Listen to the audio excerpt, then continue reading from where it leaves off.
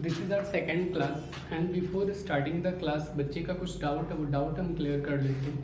Doubt क्या है, बच्चे ने पूछा कॉम्प्लेक्स नंबर और इमेजिनरी नंबर में क्या होता क्या है। तो सबसे पहले आपको बता दो, कॉम्प्लेक्स नंबर और इमेजिनरी नंबर आपके पार्ट नहीं है, आपके सिलेबस में नहीं है, बट आगे आएगा आपका 11th क्लास में, 12th क्लास में, मैकेनिकल इंजीनियरिंग में। इन सब जगहों पे इसका यूज सबसे ज़्यादा होता है कॉम्प्लेक्स नंबर का। कॉम्प्लेक्स नंबर की वजह से ही हम रेडियो चैनल सुन पाते हैं, कॉम्प्लेक्स नंबर की वजह से ही हमारे पास जो टीवी में चैनल्स आ पाते हैं वो आ पाते हैं। तो कॉम्प्लेक्स नंबर बहुत ज़्यादा यूजफुल है, बट बच्चे क्या करते हैं, कॉम्प्लेक्स नाम से ना समझते कॉम्प्लेक्स जो है बहुत ज़्यादा कॉम्प्लिकेटेड है। कॉम्प्लिकेटेड नहीं है, कॉम्प्लेक्स मतलब नाम बस दे दिया गया है ही नॉर्मल नंबर्स की तरह। कॉम्प्लेक्स मतलब एक तरह से घर, ठीक है ना। अब देखते हैं, थोड़ा सा पहले मैं आपको समझाने की कोशिश करता हूँ। कॉम्प्लेक्स नंबर समझने से पहले हमें इमेजिनरी नंबर समझना पड़ेगा, और इमेजिनरी नंबर से पहले हमें रियल नंबर समझना पड़ेगा। देखो एक थर्ड था, नॉर्मल एग्जाम्पल से आप समझना, जिसे कॉम्प्लेक्स बोला जाता है। कॉम्प्लेक्स इन द सेंस जहाँ पे लोग रहते हैं। तो इसमें दो पार्ट थे। फर्स्ट पार्ट रियल नंबर था, जो चैप्टर हमारा चल रहा है। और रियल नंबर क्या करता था, अपनी फैमिली के साथ रहता था, जैसे कि नेचुरल नंबर हो गए, होल नंबर हो गए, रैशनल नंबर हो गए, इरेशनल नंबर हो गए, इंटीजर्स हो गए, इनके साथ रहता था, जो हम चैप्टर में पढ़ेंगे। और इन्हें सॉल्व करने के तरीके अलग अलग थे, जैसे कि यूक्लिड, डिवीजन, एल्गोरिथम या लामा हम पढ़ रहे थे, ठीक है। दूसरा पार्ट यहीं पे एक और था इसी घर में, वो क्या था, इमेजिनरी नंबर। इमेजिनरी नंबर था। अब हम समझते सबसे पहले इमेजिनरी नंबर होता क्या चीज है। क्योंकि इमेजिनरी नंबर आया कहाँ से, इमेजिन वर्ड से आया। अब इमेजिन कहाँ से आया, ध्यान से समझना आप लोग। अगर हम क्या करते हैं, कोई भी नंबर है, चाहे पॉजिटिव नंबर है या नेगेटिव नंबर है, उसका हम स्क्वायर करते हैं तो ऑलवेज वी गेट प्लस। जैसे एक कॉन्सेप्ट हमने पहले ही हमें पढ़ाया गया है कि plus multiply plus equal to में प्लस होता है, and minus multiply minus equal to में भी प्लस होता है। लाइक अगर मैं क्या करता हूँ, -5 मल्टीप्लाई -5 करता हूँ तो कितना आएगा, 25 प्लस का आएगा, यानी पॉजिटिव आएगा। इट मीन्स क्या कह रहा है, कोई भी नंबर है, सपोज दैट ए कोई इंटीजर है, उसका हम स्क्वायर रूट करते हैं, कोई भी नंबर है उसका स्क्वायर रूट करते हैं तो ऑलवेज वी गेट प्लस। लेकिन लोगों के दिमाग में आया कि क्या कोई ऐसा नंबर भी है जिसको हम स्क्वायर रूट जिसका हम निकाले तो क्या आए, आपका नेगेटिव नंबर्स आए। इसी को क्या बोला गया, इमेजिनरी नंबर। तो स्टार्टिंग में लोगों ने जब इसे कैलकुलेट करना स्टार्ट किया तो उन्हें मिलने में थोड़ा दिक्कत हुआ, इसीलिए इसे क्या बोला गया, इमेजिन रखा गया, इमेजिनरी नंबर है। तो इमेजिनरी नंबर के लिए फिर बाद में लोगों ने जो सोल्यूशन ढूंढा, तो सोल्यूशन में जैसे कि अगर मान लिया -2 दिया गया, -2 का √2 है, -2 का स्क्वायर रूट हम निकाल दे तो ये कितना हो जाएगा, -2 आंसर आएगा। नेगेटिव आंसर आया या नहीं आया। अगर इसी की जगह पे √2 खाली होता, √2 का स्क्वायर रूट कर दे तो कितना आता, 2 आता पॉजिटिव का। लेकिन अगर यहीं पे हमने क्या किया, माइनस का कर दिया, तो माइनस क्या हो गया आपका, नेगेटिव इंटीजर्स को, नेगेटिव नंबर्स को रिप्रेजेंट कर रहा है। इट मींस क्या हुआ, स्क्वायर रूट जब हमने निकाला तो स्क्वायर रूट कितना निकल गया आपका, नेगेटिव नंबर निकल गया। यही तो हमें चाहिए था, यानी ऐसे नंबर जिनका हम स्क्वायर रूट करें और नेगेटिव आ जाए उसे क्या कहते हैं, इमेजिनरी नंबर। तो अगर लिखना है तो हम इसे लिख सकते हैं कि दैट टाइप ऑफ नंबर, या डायरेक्ट ऐसे लिखो, if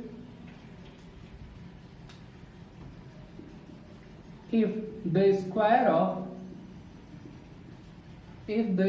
of given number is negative, then it's known as imaginary number। Imaginary number Hindi में इसे क्या कहेंगे, काल्पनिक संख्याएं। यानी जब किसी नंबर का हम स्क्वायर करेंगे यानी वर्ग करेंगे, वर्ग करने के बाद अगर वो नंबर ऋणात्मक आता है तो वो क्या कहलाएगा, इमेजिनरी नंबर कहलाएगा, ठीक है। लाइक जैसे कि -2 का होल स्क्वायर दिया गया, इक्वल टू में नेगेटिव नंबर आएगा, -1 का होल स्क्वायर दिया गया, इक्वल टू में नेगेटिव नंबर आएगा। अब देखो इमेजिनरी नंबर में -1 का रूट जो स्क्वायर दिया गया ना, इसे बड़ा स्पेशल माना गया। क्यों माना गया, क्योंकि इस चीज को एक सिंबल से, ऐसे सिंबल है जिसे रिप्रेजेंट किया गया, जिसे आयोटा बोला गया। क्या बोला गया? आयोटा। ठीक है, अब आयोटा देखो होता क्या चीज है, सबसे पहले समझना। आयोटा एक सिंबल है जो क्या करता है, आयोटा इक्वल टू दिखाता है भैया कि जो वैल्यू आएगी, अगर इसका हम स्क्वायर रूट करते हैं तो वैल्यू क्या आएगी? नेगेटिव आएगी। यही चीज क्या दिखाता है? इमेजिनरी नंबर को दिखाता है। तो इमेजिनरी नंबर आई थिंक आपको डाउट नहीं होगा इमेजिनरी नंबर क्या होता है। सर हमने डेफिनेशन से ही कर लिया, इमेजिनरी नंबर ऐसा नंबर होता है जिसका स्क्वायर रूट करने के बाद नेगेटिव वैल्यू हमें प्राप्त हो, वो क्या कहलाती है? इमेजिनरी नंबर कहलाती है। अब देखो बात अभी हम किसकी कर रहे थे? कॉम्प्लेक्स की कर रहे थे। कॉम्प्लेक्स खाली रहने वाली बात कर रहे थे, ठीक है ना, कि what is the complex. Complex है क्या चीज, वो चीज की बात कर रहे थे। अब देखो कॉम्प्लेक्स क्या है, करते हैं। अभी हमने क्या किया था कि यहाँ पे एक रियल नंबर था और यहाँ पे इमेजिनरी नंबर था, दोनों की फैमिली रहती थी। लेकिन हुआ क्या, इन दोनों ने मिलके एक नया नंबर बनाया। इन दोनों ने मिलके क्या किया? एक नया नंबर बनाया। इन दोनों के जुड़ने से जो नया नंबर बना ना, वो क्या कहलाया? कॉम्प्लेक्स नंबर कहलाया। उसे क्या कहा गया? Complex number. इसे रिप्रेजेंट कैसे करते हैं? इसे रिप्रेजेंट करते हैं a प्लस बी आई के रूप में, ठीक है ना। अब यहाँ पे i in the sense iota है। ये i क्या है? ये इमेजिनरी नंबर को दिखा रहा है, ठीक है। a क्या है? यहाँ पे रियल नंबर को रिप्रेजेंट कर रहा है, ठीक है ना। यहाँ पे ये रियल नंबर को रिप्रेजेंट कर रहा है। और आयोटा मीन्स आप नॉर्मल दिया गया है कि आयोटा का हम स्क्वायर रूट करते हैं तो हमेशा -1 गेट होता है। ये एक प्रॉपर्टी है, इसीलिए -√1 को अगर हम स्क्वायर रूट करते हैं तो उसे आयोटा स्क्वायर के बराबर रखा जाता है, बिकॉज ऑफ इसे स्पेशल आइडेंटिफिकेशन माना गया है। तो आई थिंक कॉम्प्लेक्स नंबर और इमेजिनरी नंबर आपको समझ में आ गया होगा। आप कॉम्प्लेक्स नंबर 11th क्लास में कुछ पार्ट पढ़ोगे, 12th क्लास में कुछ पार्ट पढ़ोगे, और आगे अगर आपने कंटिन्यू किया तो वहाँ पे आप कॉम्प्लेक्स नंबर के बारे में पढ़ोगे जब इंजीनियरिंग आप करोगे। अब हम चलते हैं अपने एक्सरसाइज की तरफ, जिसमें हमें पढ़ना है यूक्लियर डिवीजन एल्गोरिथम। अब देखो यूक्लियर डिवीजन एल्गोरिथम समझने के लिए ना हमें क्या करना पड़ेगा, कुछ क्वेश्चंस लेते हैं, उसके बेसिस पे हम करेंगे, देन हम अपने एक्सरसाइज में एंटर होंगे। आप ये अगर आपको नोट करना है तो वैसे नोट कर लो, नोट करने के बाद इसे समझ लेना। और एक चीज और, आप लोग अपना प्रेजेंटेशन टाइमली दिया करो। जब मैं आपको इन्फॉर्म करूं कि आपकी क्लास स्टार्ट हो रही है, उसके बाद ही आप अपना प्रेजेंटेशन, अपनी अटेंडेंस देना स्टार्ट किया करोगे। उसके पहले जो भी अटेंडेंस होगा वो मान्य नहीं होगा। और एक चीज और, बोर्ड में आप आगे तभी बैठ पाओगे, आप एग्जाम तभी दे पाओगे जब आपके अटेंडेंस सही रहेंगे। तो प्लीज अपने अटेंडेंस शॉर्ट मत करो और टाइमली अपने अटेंडेंस, अगर आपकी क्लास जब भी स्टार्ट होती है, वैसे 4 o'clock स्टार्ट होती है या 5 o'clock स्टार्ट होती है, तो मैं आधे घंटे पहले, हाफ एन आवर पहले आपको इन्फॉर्म कर दूंगा कि आपकी मैथ्स की क्लास के लिए अपना अटेंडेंस दें। जब आप अटेंडेंस देना स्टार्ट करो, और वो भी हाफ एन आवर के अंदर में ही अटेंडेंस अपना कंप्लीट कर लिया करो, ठीक है। तो अभी इसे मैं इरेज कर रहा हूँ। Move to our topic. अभी देखो हम यूक्लियर डिवीजन लेमा को एलैबोरेट करते हैं, थोड़ा समझने की कोशिश करते हैं। प्रीवियस क्लास में हमने थोड़ा सा डिवीजन के थ्रू समझने की कोशिश की थी। आज एक्चुअल में थोड़ा सा डिफर पार्ट है डिवीजन से, यूक्लियर डिवीजन एल्गोरिथम जानने के लिए। तो सबसे पहले हम अपने 3rd 4th क्लास में चलते हैं। 3rd 4th क्लास में हमने जब डिवीजन सीखा था तो हमें बताया गया था कि एक साइड क्या होता है, आपका डिवाइजर होता है, एक साइड बीच में जिससे आप डिवाइड कर रहे हो क्या कहलाता है, जिससे आप डिवाइड कर रहे हो डिवीजर कहलाता है, जिसे भाज्य बोला जाता है, ठीक है। तो भाज्य, भाजक, भागफल और शेषफल, ये हमारे 4 पार्ट हैं जिनके थ्रू हम क्या करते हैं, हम डिवाइड करते हैं। अब इन डिवाइड के पार्ट को हमें थोड़ा सा समझना पड़ेगा यूक्लियर डिवीजन एल्गोरिथम के थ्रू। यहाँ पे मैं हिंदी में भी लिख देता हूँ। ये है आपका भाजक, भाज्य, भागफल, और ये आपका आता है शेषफल। अब समझते हैं इसे यूक्लियर डिवीजन एल्गोरिथम के थ्रू। देखो लास्ट में हमने प्रीवियस क्लास में एक क्वेश्चन किया था, उस क्वेश्चन के अकॉर्डिंग ही हम इसे समझते हैं, या कोई दूसरा ही क्वेश्चन उठाते हैं, यहाँ पे हम समझने की कोशिश करते हैं। अच्छा पहले एक चीज़ और समझ लो आप लोग।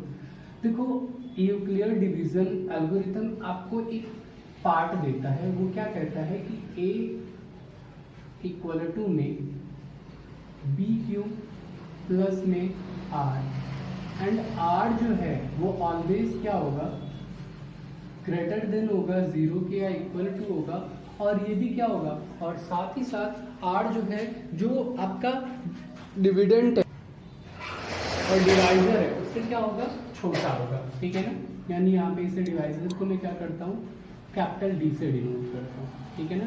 यानी इस पोर्शन से जो आपका भाजक है शेषफल हमेशा या तो 0 होगा, यानी रिमाइंडर जो आपका है वो तो 0 होगा, या तो इससे क्या होगा, छोटा होगा, इससे बड़ा नहीं हो सकता है, ठीक है ना। तो ये चीज दिखाता है। अब देखो ये इक्वेशन एक आपको दिया गया, इस इक्वेशन के थ्रू ही हम यूक्लिड डिवीजन लेमा को सॉल्व करते हैं, एल्गोरिथम को सॉल्व करते हैं। देखो समझते हैं है क्या चीज। ये देखो ए वर्ड जो है ना, ए ये आपका क्या है, डिविडेंड है, ठीक है ना, यानी भाज्य। बस आप अभी समझना, जब क्वेश्चन सॉल्व करेंगे तो सब कुछ आपका क्लियर हो जाएगा। कि जो बी पार्ट आपको दिखा रहा है ये आपका डिवाइजर है, ये क्यू पार्ट जो आपका दिखा रहा है वो आपका क्वोशिएंट है, यानी भागफल।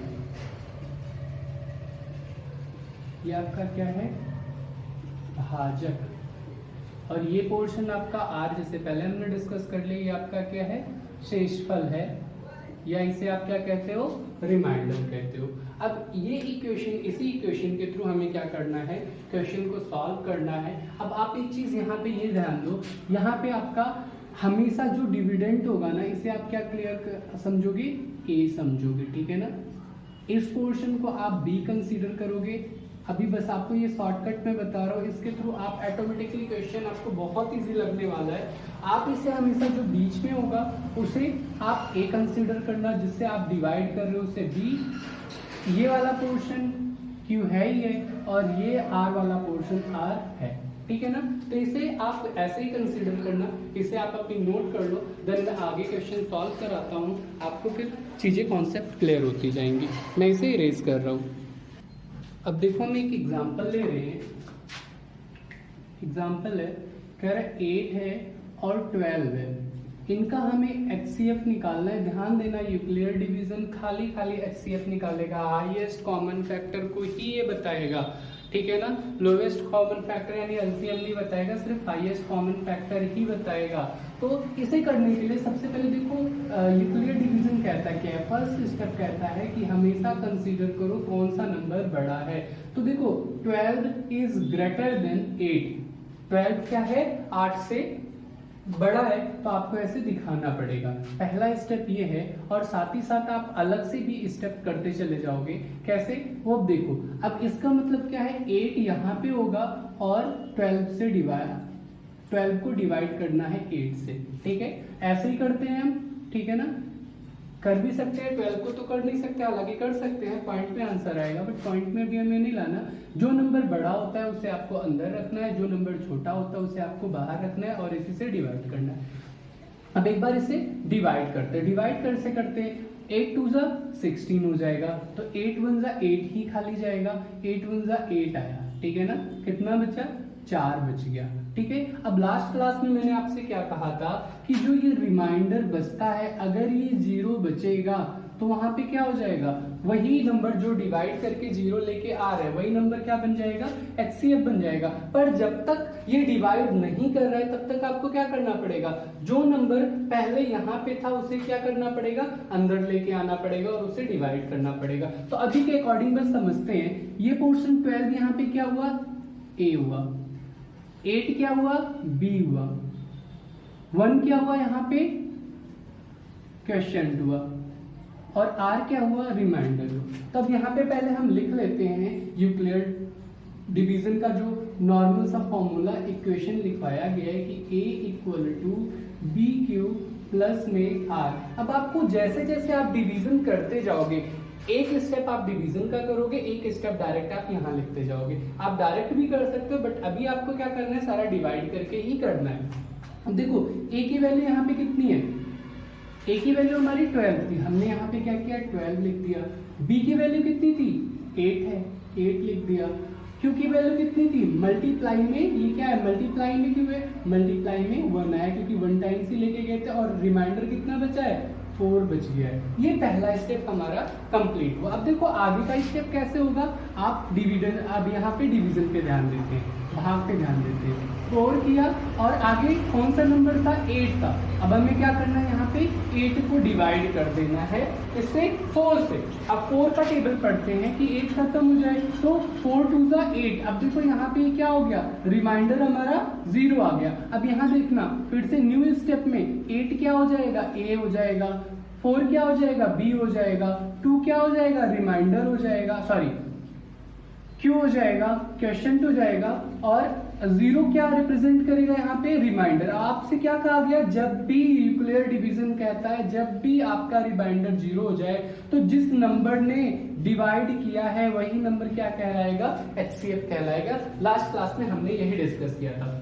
तो अभी सेकंड स्टेप क्या करेंगे, वही चीज लिखेंगे, इसी फॉर्मूले के अकॉर्डिंग आगे लिखते जाना है। अब इस फॉर्मूले के अकॉर्डिंग अगला स्टेप में A कौन है, A कौन है, A 8 है इक्वल टू में। अब यहाँ पे B कौन सा है, B 4 है। मल्टीप्लाई में कितने टाइम्स गया है, 2 टाइम्स, यानी क्वेश्चन कितना है, 2 है, और प्लस में रिमाइंडर कितना आया, 0 आया। तो यहाँ पे लिखोगे HCF, जिससे 0 आया वो कितना हो गया, 4, यानी आप लिखोगे HCF of 12 and 8 is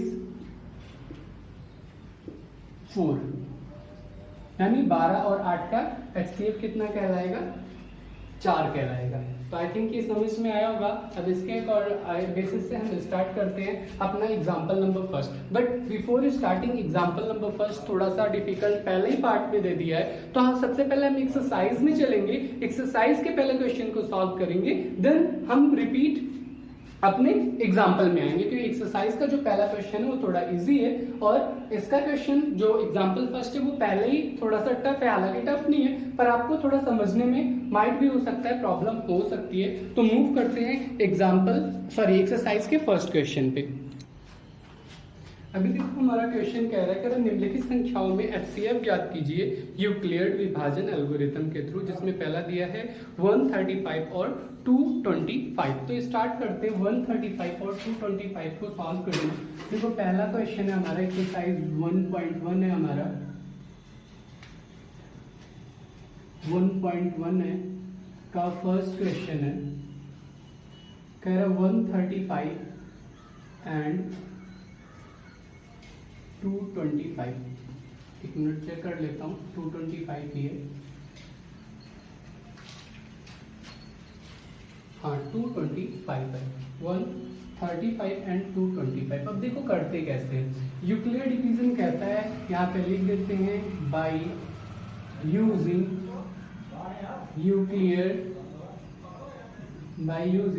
Euclid division algorithm. ठीक है, यानी इस मेथड के थ्रू हम क्या कर रहे हैं, सॉल्व कर रहे हैं क्वेश्चन को। अभी देखो पहले हमने पढ़ा था कि एल्गोरिथम मतलब क्या होता है, कि प्री प्लान्ड मतलब जो पहले से फिक्स हो, प्री प्लान्ड स्टेप्स। ठीक है, तो प्री प्लान्ड स्टेप्स ही है। सबसे पहला प्री प्लान्ड स्टेप आपका क्या कहता है, प्री प्लान्ड स्टेप आपका क्या कहता है, सबसे पहले आपको क्या करना है, फर्स्ट स्टेप आपको ग्रेटर देन लेस देन देखना है, कंपेयर करना है। अब देखो इसमें बड़ा कौन सा है, सबसे पहले हमें कंपेयर करना है 225 इज ग्रेटर देन 135, यानी अब यहाँ पे हिंदी में आप लोग अच्छा लिख लेना कि यूक्लिड डिवीजन एल्गोरिथम विधि द्वारा, हिंदी में लिख लेना ये। अब पहला स्टेप हमारा क्या था, आप लोग यहाँ लिखना नहीं, मैं बस खाली पहला स्टेप आपको दिखा रहा था, आपको बस यहाँ पे कंपेयर करना है कि 225 इज ग्रेटर देन 135। इसका मतलब क्या हो गया, अब आप डिवीजन यहाँ बगल में करोगे। डिवीजन कैसे करोगे, 225 हो गया, डिवीजन किससे करना है, 135 से। तो यहाँ पे अभी देखो ये क्लियर हो गया, ये पोर्शन हमारा क्या कहलाएगा, A कहलाएगा, ये पोर्शन हमारा क्या कहलाएगा, B कहलाएगा, ये जो आएगा Q कहलाएगा, और जो रिमाइंडर बचेगा वो हमारा क्या कहलाएगा, रिमाइंडर ही कहलाएगा, जो शेषफल बचा। तो देखो अभी इससे पहले हम डिवाइड करते हैं, लेकिन डिवाइड करने से पहले हमें क्या करना पड़ेगा, यहाँ पे इक्वेशन लिखना पड़ेगा। इक्वेशन एल्गोरिथम क्या क्या है यूक्लिड का, कि A इक्वल टू में BQ प्लस में आर। ठीक है, अब ए भी हमें पता चल गया क्या है, बी भी पता चल गया, क्यू और आर अभी हमें फाइंड आउट करना और स्टेप में आगे लिख देना है। ठीक है, तो 135 को डिवीजन करते हैं, 135 टू जा ज्यादा हो जाएगा, 135 टू जा 135 हो गया। ठीक है, अब इसे यहाँ पे लेस करते हैं, यहाँ 0 बचा, ये यहाँ पे 12 हो जाएगा, यहाँ पे कितना आ जाएगा 9 आ जाएगा, 90 बच जाएगा। ये पोर्शन आपका 0 हो गया, ये आप क्रॉस कर दो, बचा कितना 90। हमें चाहिए रिमाइंडर कितना चाहिए था, रिमाइंडर हमें 0 चाहिए था, पर अभी 0 हुआ नहीं हुआ, तो अभी पहला स्टेप पहले कंप्लीट करते हैं। फर्स्ट स्टेप आपका क्या कहता है कि पहले ए को लिखो, अब यहाँ पे ए ये है, बी ये है, क्यू कितना आया 1 आया, और रिमाइंडर कितना आया, अभी आर हमारा कितना आया 90 आया। तो पहले स्टेप में लिख देते हैं, ऐसे आपको एरो दिखाना है। ठीक है, ए पार्ट कितना है हमारा 225 इक्वल टू में b इक्वल टू 135 मल्टीप्लाई में क्यू कितना है, कितने स्टेप गया 1 स्टेप ही आप लेके गए हो, प्लस में रिमाइंडर 90 बचा हुआ है। ठीक है, अब नेक्स्ट स्टेप क्या कहता है, कहता है अगर ये डिवाइड नहीं हुआ पूरा तो हम क्या करेंगे, दूसरे जो नंबर इसे डिवाइड कर रहा था उसी को उसके रिमाइंडर से क्या कर देंगे, डिवाइड कर देंगे। तो 90 को डिवाइड किससे कर देंगे 135 से, 135 से यहाँ पे हम क्या कर देंगे डिवाइड, सॉरी 135 को 90 से डिवाइड कर देंगे।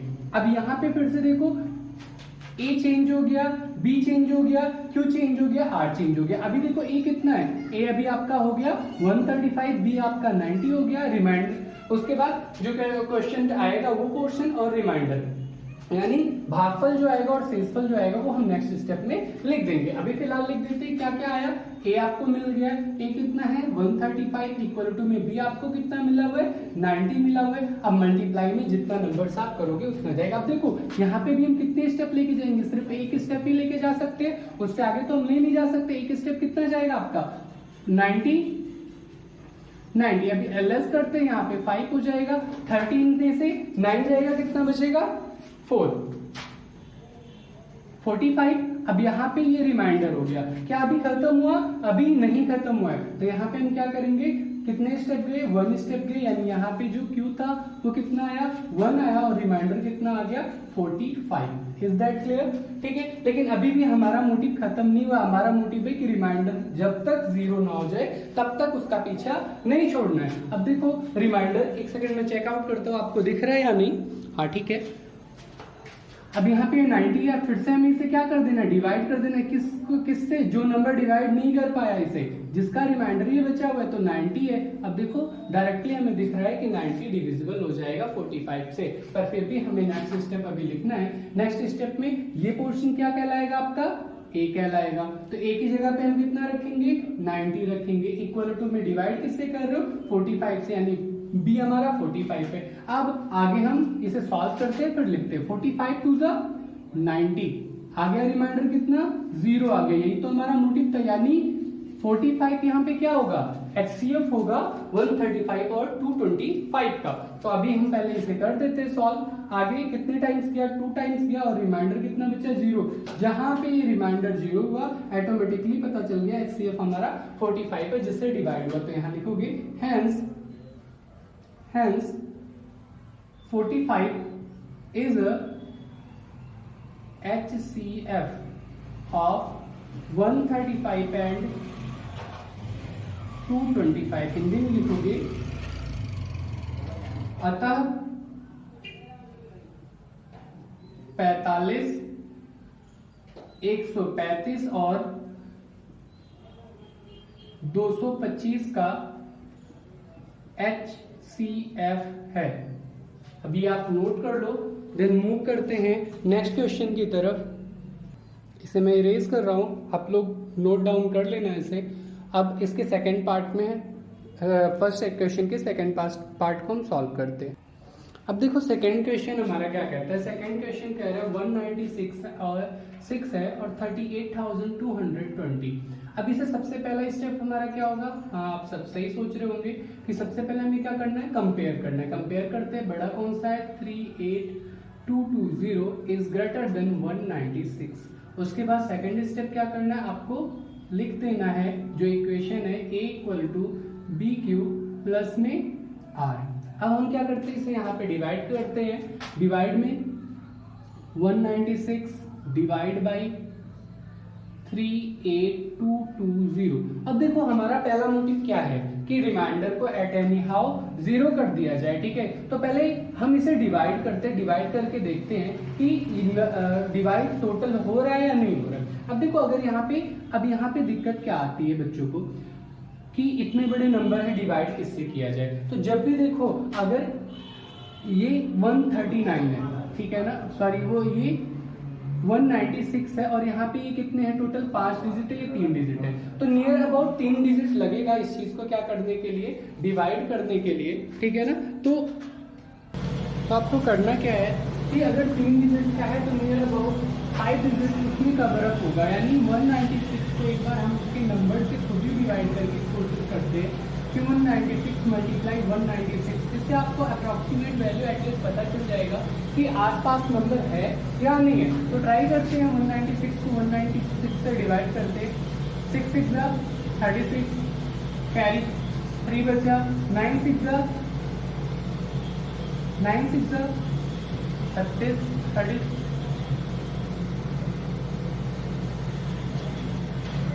आप एक काम करो, डायरेक्ट ही करते हैं, कुछ एक्सटर्नल आवाजें आ रही है जिसकी वजह से दिक्कतें हो रही है। आप डायरेक्ट 195 से इसे डिवाइड करोगे जिसकी वजह से क्या हो जाएगा, ये टोटल का टोटल नंबर डिविजिबल हो जाएगा, यहाँ पे रिमाइंडर 0 आ जाएगा। अब यहाँ पे क्या करते हैं, आप डायरेक्ट रखते हैं, ये पोर्शन आपका ए हो जाएगा, ये पोर्शन आपका बी हो जाएगा, ये पोर्शन आपका क्यू हो जाएगा और ये आपका आर हो जाएगा, ठीक है। तो करते हैं, ए की वैल्यू हम रखते हैं 38220 इक्वल टू में आर, जो बी की वैल्यू है 196 है और मल्टीप्लाई में कितना टाइम किया 195 किया है, प्लस में आर आपका जो है वो कितना है 0 है, हमें 0 करना, तो 0 हमारी वैल्यू आ गई, रिमाइंडर हमारा आंसर जो HCF आया वो आया है 196, यानी दोनों का जो HCF है 196 है। बाकी की क्वेश्चंस हम नेक्स्ट क्लास में करते हैं, बिकॉज ऑफ कुछ एक्सटर्नल साउंड की वजह से थोड़ा प्रॉब्लम हो रहा है आप लोगों को पढ़ाने में। तो नेक्स्ट क्लास में हम ट्राई करेंगे इसके एग्जांपल्स और बाकी के एक्सरसाइज के क्वेश्चन। आप लोग ट्राई करना, क्वेश्चन को एक बार सॉल्व करने की कोशिश करना होमवर्क में। अगर नहीं होता है तो कोई बात नहीं, बट हो जाता है तो it's much better for you. बाकी नहीं होगा तो मैं आगे क्वेश्चन नेक्स्ट क्लास में सॉल्व कराऊंगा। आज की क्लास यहीं पे एंड करते हैं, meet in the next class.